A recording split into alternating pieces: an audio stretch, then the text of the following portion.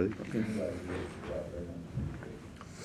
Well, here we are with Larry Diamond, Stanford University. Can we stay here just a Okay, you minute? can stay here. I thought someone Okay. else was in here. And Larry is Mr. Democracy, Mr. Civil Society. Several books, several efforts worldwide. He has been trying worldwide, researching, supporting democracy worldwide.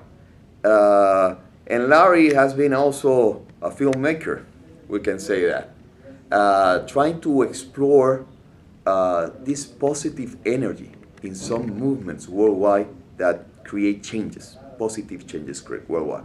The first thing, Larry, we're going backward, or we can be positive about what's going on in democracy worldwide. What is your impression about democracy in all world, world right now? En todo el mundo. En todo el mundo.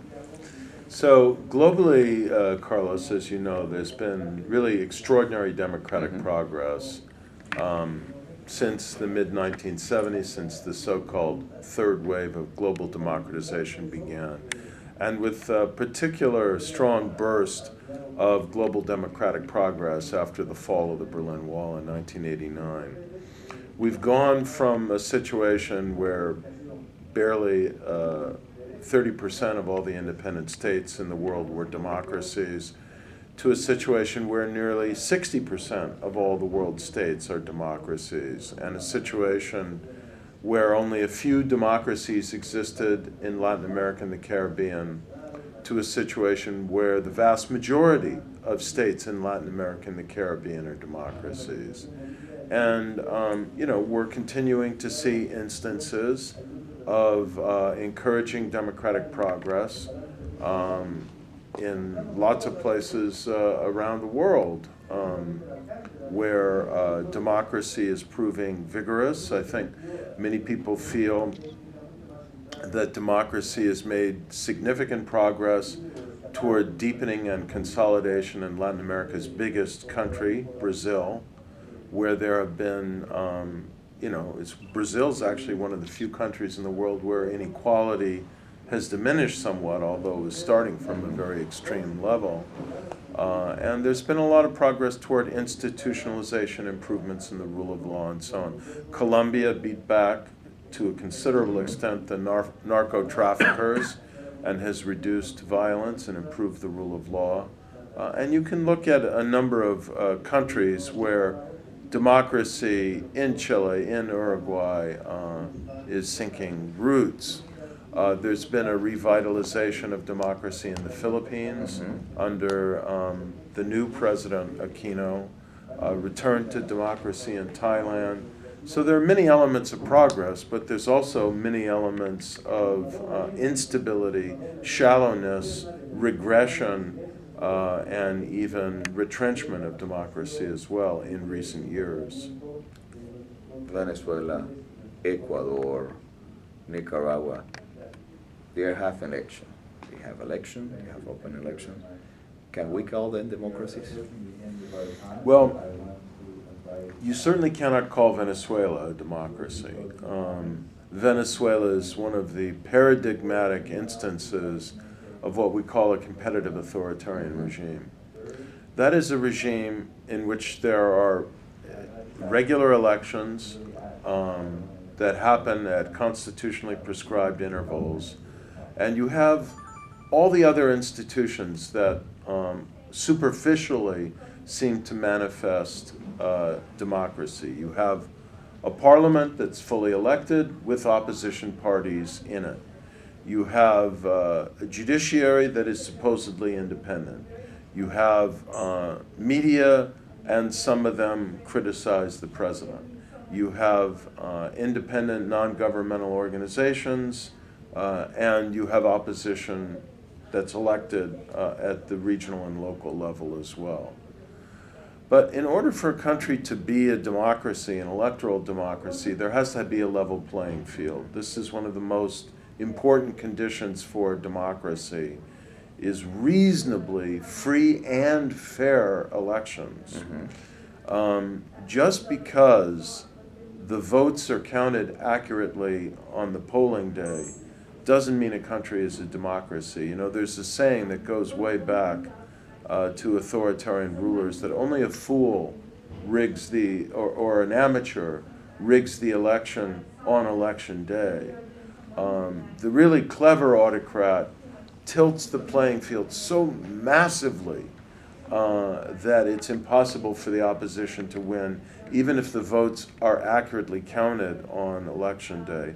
You go through all the elements of unfairness and intimidation in the election process in Venezuela, from the vastly unequal amount of time that the opposition had on the airwaves compared to President Hugo Chavez, from the lack of confidence of so many voters in Venezuela that their vote would be secret, the deliberate efforts of the government to try and plant the seed of doubt among voters that their votes would be secret, or to actively fan suspicions that they would not be, the use of government resources to usher people to the polls and make it clear that their job, their aspiration for an apartment, whatever it might be in terms of government resources, would be on the line if they voted the wrong way,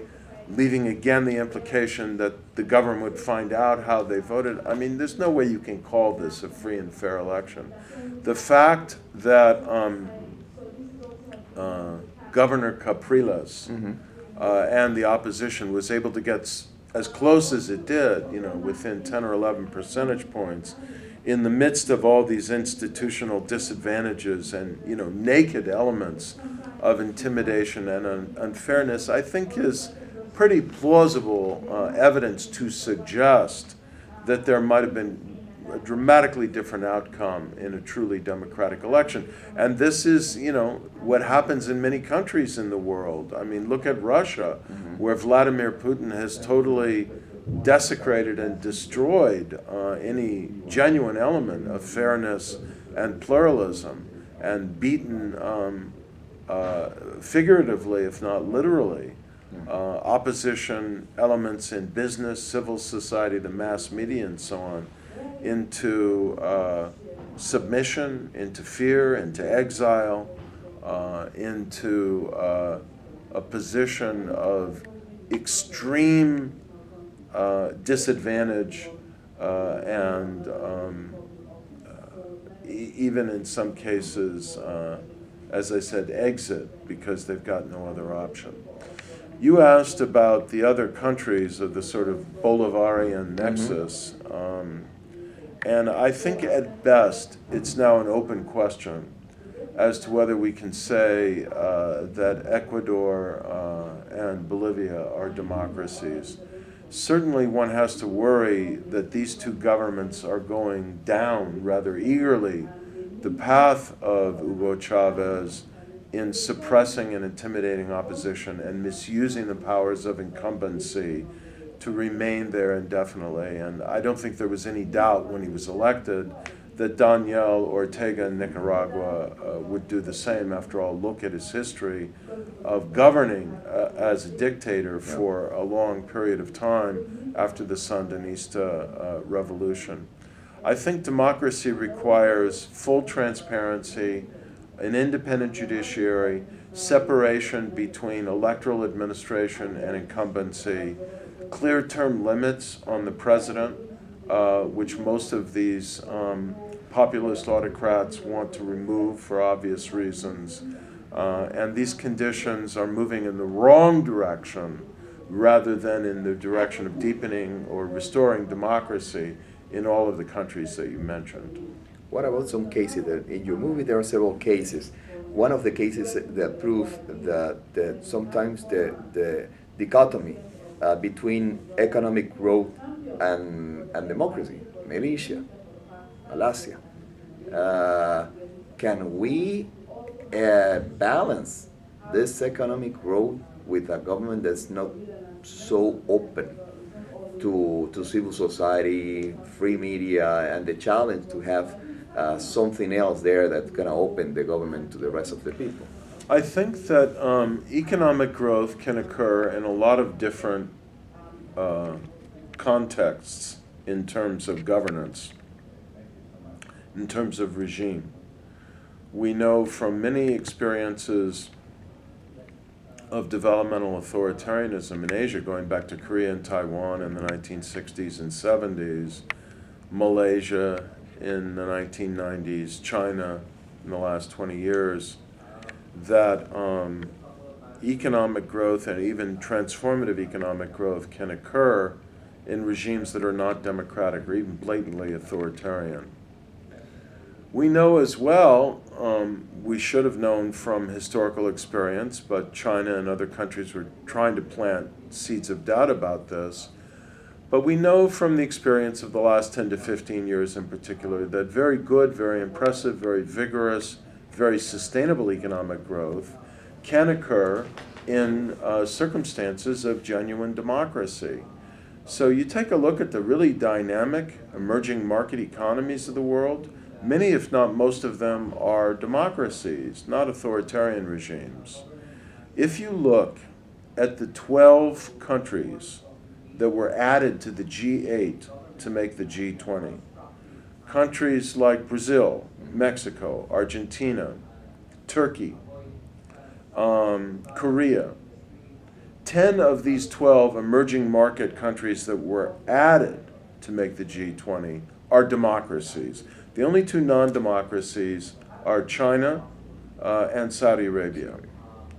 And so it's very clear that electoral democracy can sustain vigorous economic growth. Moreover, it may do a better job of sustaining it than the authoritarian regimes, which may generate economic growth, but with a lot of contradictions, lack of transparency, weakness of rule of law, very significant corruption as is happening now in China, and therefore the planting of conditions that may lead to an implosion of growth or some sort of economic crisis in the future. And Carlos, one more point that I think is very striking. If you look at sub-Saharan Africa in the last 20 years and say, okay, which have been the really dynamic economies of sub-Saharan Africa? Most of those are electoral democracies as well. A few years ago, the current chief economic analyst at the U.S. Agency for International Development, Steve Radley, wrote a book called Emerging Africa. And he identified 12 countries in Africa, 17, excuse me, that were emerging from stagnation into pretty good economic growth. And of those 17 emerging economies with much better development performance than the rest, again, most of them were electoral democracies. So the really most, with one or two exceptions like Ethiopia and Rwanda, where again I think we have to wonder about sustainability, the really dynamic economies of sub-Saharan Africa are democracies. And indeed the only continuous democracy in Africa since independence has also been by far the most successful country in terms of economic development in Africa. That's Botswana. One last question. In your movie, there are some inspired movement of civil society, young activists, leaders that have been changing from authoritarian, and some of them still fight. What's the experience of civil society, of this activity, the fifth power, the power of the people, changing the reality of those countries as they put their inspiration in place? Well, I think we see in this film, A Whisper to a Roar, first of all, the universality of democratic aspirations. Even in circumstances where authoritarian regimes seem to be very entrenched, very overwhelming, very domineering, and very tragically willing to use force and even torture to impose their will and drive people into fear and submission, people resist, people stand up. People want to live in freedom and human dignity. It's a natural human instinct to want to have dignity, self-determination, voice, and recourse to justice. And this is why this is recognized as a human right. And it's no less of a natural human need than the need for food, water, or physical security. We see that it's also kind of a natural human instinct to draw together with other people who share these views so that people can draw strength in numbers, strength in organization to defend their rights and advance their interests. And that is, of course, what the arena of civil society is. It's an arena of independent organizations, movements, networks, social phenomenon, in which individuals can express their interests, articulate their concerns, create an independent public sphere, defend their rights, and hold people accountable. And in all of the countries in our film, the kind of driving wedge against authoritarian rule is an independent civil society that refuses to be cowed, refuses to be intimidated, refuses to accept the inevitability of authoritarian rule, and stands up to offer an alternative, eventually that gets expressed, of course, in the electoral and political party arena.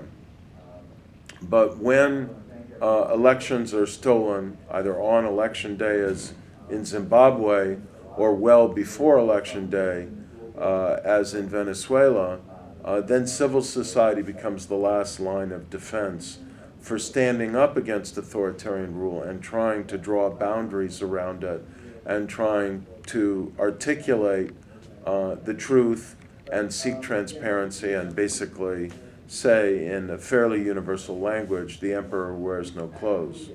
So, well, we have hope. Yes, we should have hope, and the experience of the last several decades tells us that while democracies can last indefinitely, there's a life cycle to authoritarian rule, and eventually it becomes a victim either of its own success, as in East Asia, where it creates a middle-class society and then people demand freedom and democracy and insist that, material success is not enough, or it becomes a victim of its own failures. Mm-hmm. We do find that authoritarian regimes can last longer when they have oil, or what one brilliant observer once called the devil's excrement. Because it gives them resources in which to buy off opposition, buy off support, and sustain their rule, but not indefinitely. You look at even the oil-rich regimes in Iran, in Venezuela,